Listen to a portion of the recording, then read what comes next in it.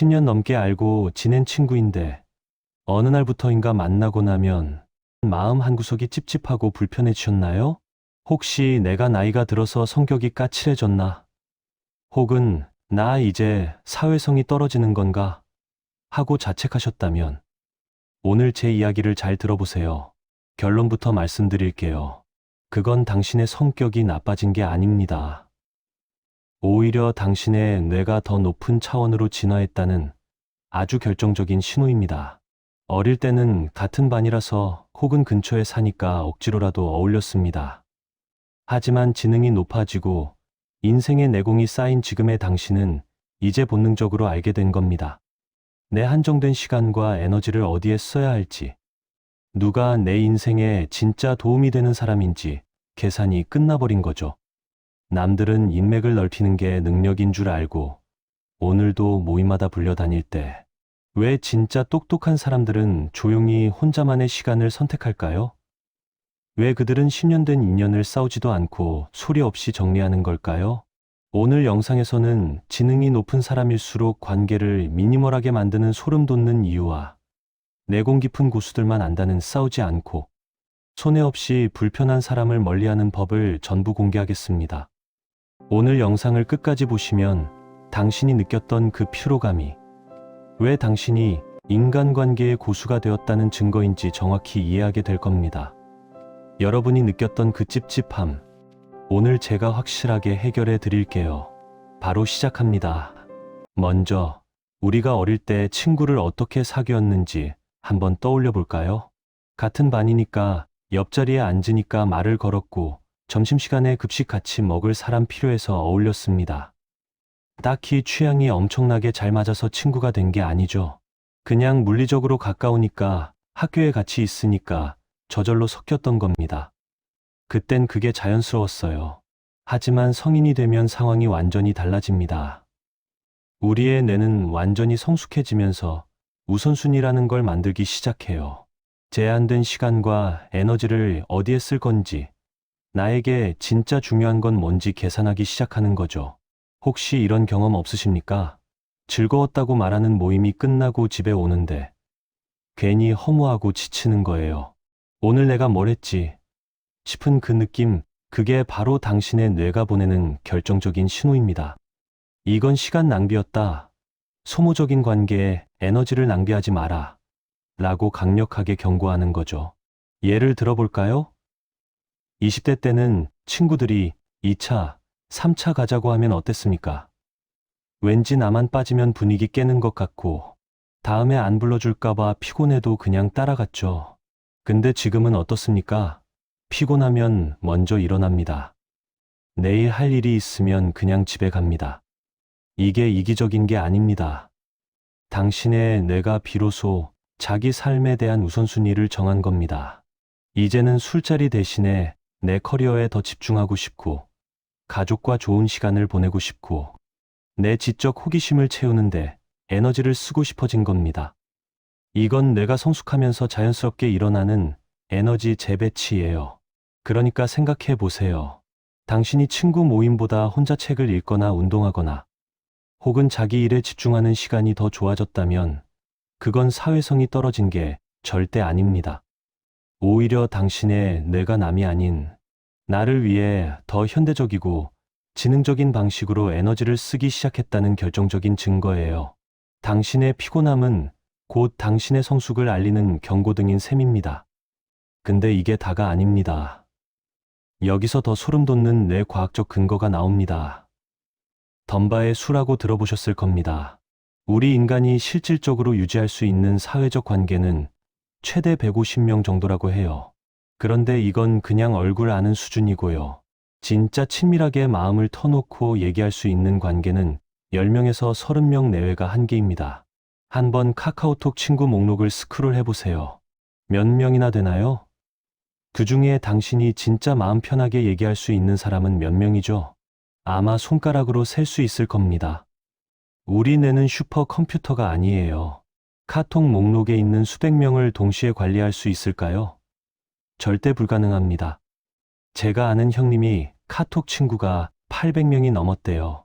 스스로 인맥 관리를 잘한다고 자부심도 대단했죠. 근데 어느 날 큰 수술로 입원을 했는데 병문안 온 사람이 몇 명인 줄 아십니까? 딱 5명이었다고 합니다. 800명 중에 단 5명. 그때 깨달았다고 해요. 아, 내가 관리한다고 생각했던 관계의 99%는 착각이었구나. 여러분, 그래서 자연스럽게 관계가 정리가 되는 게 당연한 겁니다.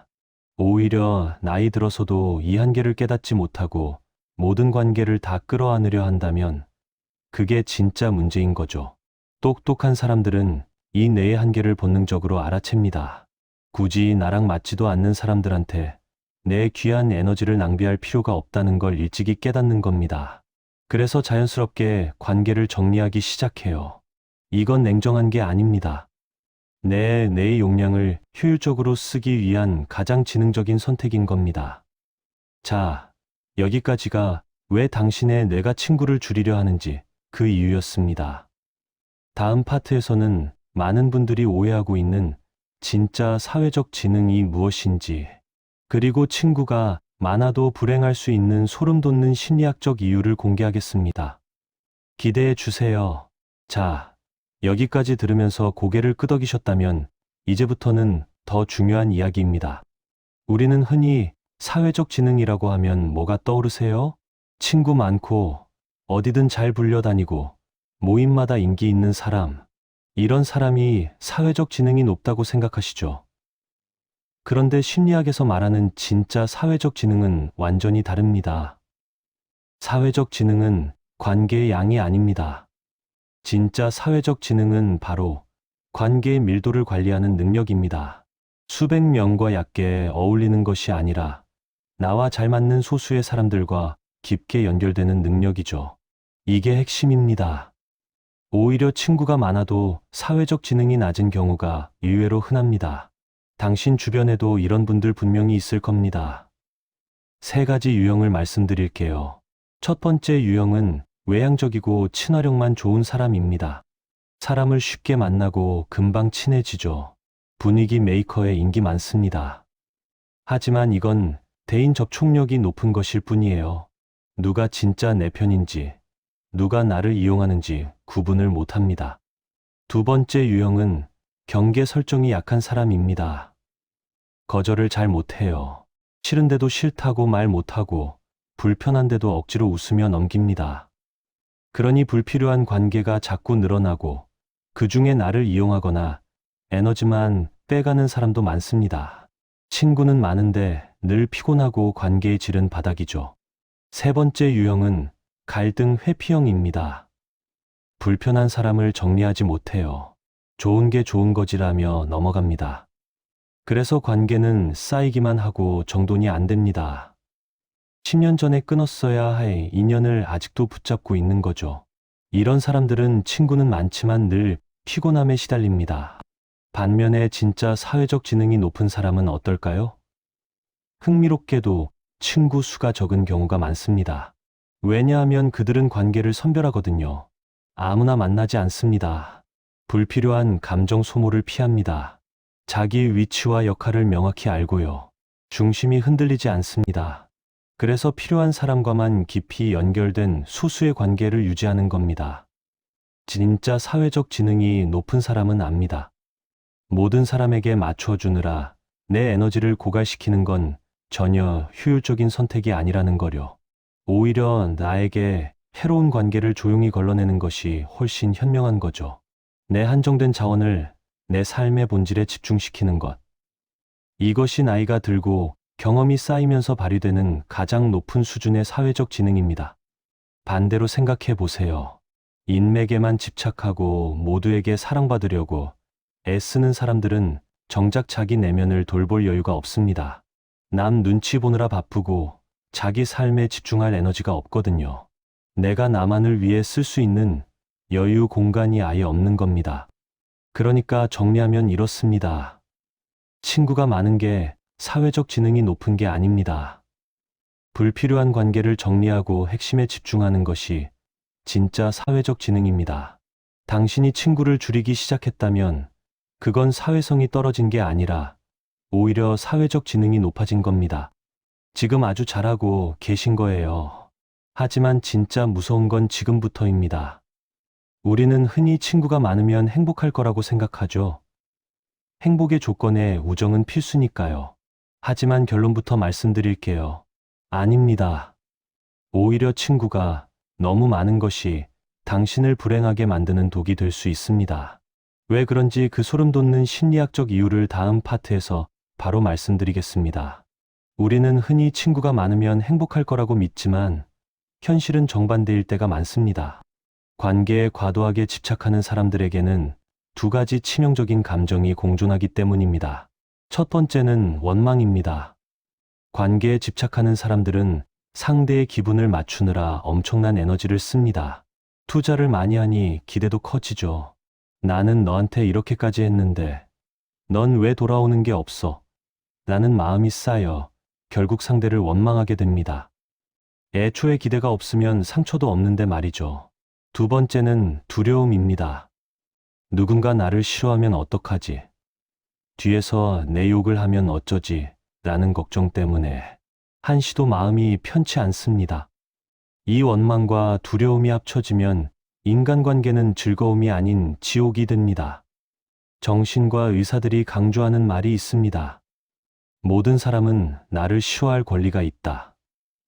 내가 남을 싫어할 수 있듯 남도 나를 싫어할 수 있다는 걸 인정하는 순간 집착의 사슬은 끊어집니다. 내가 할 수 없는 영역을 받아들이면 관계는 한결 가벼워집니다. 그렇다면 이미 불편해진 관계는 어떻게 정리해야 할까요? 보통 사람들은 억지로 참다가 어느 날 폭발해서 싸우고 맙니다. 하지만 이건 최악의 선택입니다. 상대방은 공격받았다고 느껴 오히려 당신을 예민한 사람으로 몰아가거나 주변에 험담을 퍼뜨릴 테니까요. 진짜 고수들은 에너지를 쓰지 않고 조용히 해결합니다. 첫째, 그 사람만 빼고 나머지 사람들과 따로 연락하세요. 전체 모임은 피하면서 진짜 소중한 사람들과의 관계만 1대1로 유지하는 겁니다. 둘째, 접점을 서서히 줄여나가세요. 처음엔 정기 모임을 빠지고 다음엔 술자리를 피하다가 나중엔 결혼식이나 장례식 같은 경조사만 챙기는 겁니다. 특별한 싸움 없이 자연스럽게 멀어지는 것이 가장 지능적인 어른의 이별입니다. 여기에 팁을 하나 더 드리자면 공식적인 바쁨을 평소에 슬쩍 뿌려두는 겁니다. 요즘 중요한 공부를 시작했어.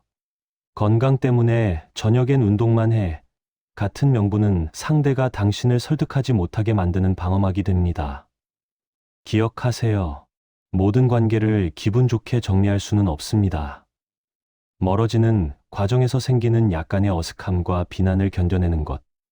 그것이 바로 진짜 사회적 지능을 가진 어른의 능력입니다. 시청자 여러분, 오늘 긴 이야기 나누느라 정말 고생 많으셨습니다. 여기까지 집중해서 제 이야기를 들어주신 것만으로도 여러분은 이미 인간관계의 피로에서 벗어날 준비가 된 분들입니다. 마지막으로 여러분께 묻고 싶습니다. 진정한 우정이란 과연 뭘까요? 친구가 줄어드는 걸 두려워해야 할까요? 냉정하게 말씀드릴게요. 친구의 진가는 내가 바닥을 쳤을 때 드러납니다. 내가 힘들 때 내 시간과 에너지를 써서 곁을 지켜줄 사람은 정말 극소수입니다. 그러니 양으로 승부하지 마세요. 질로 가야 합니다. 장례식장에 억지로 채운 100명의 손님보다 새벽 2시에 내 전화를 받아줄 단 한 명의 친구가 더 중요합니다. 인맥은 그 자체로 자산이 아닙니다. 제대로 관리하지 못하면 오히려 당신의 인생을 갉아먹는 부채가 될 뿐입니다. 좋은 친구를 남기고 싶다면 역설적이게도 여러분의 삶이 먼저 안정되어야 합니다. 매번 만날 때마다 힘들다며 에너지를 뺏는 사람에겐 아무도 남지 않습니다. 하지만 여러분이 건강하고 긍정적인 에너지를 가진 사람이 되면 굳이 애쓰지 않아도 비슷한 수준의 좋은 사람들이 곁에 머물게 됩니다. 친구가 줄어드는 걸 절대 두려워하지 마세요. 그건 당신이 이상해진 게 아니라 당신의 인생이 더 본질적인 것으로 변하고 있다는 아주 건강한 신호입니다. 소모적인 관계에 낭비하던 에너지를 이제는 진짜 중요한 당신 자신과 소중한 사람들에게 집중하세요. 오늘 영상이 인간관계로 지친 당신의 마음에 작은 위로와 통찰이 되었길 바랍니다. 공감되는 부분이 있다면 댓글로 여러분의 이야기를 들려주세요. 여러분이 더 가볍고 행복한 인생을 살 수 있도록 저도 계속 응원하겠습니다. 오늘 내용이 도움되셨다면 구독과 좋아요 부탁드립니다. 저는 다음 영상에서 더 유익한 이야기로 찾아뵙겠습니다. 감사합니다.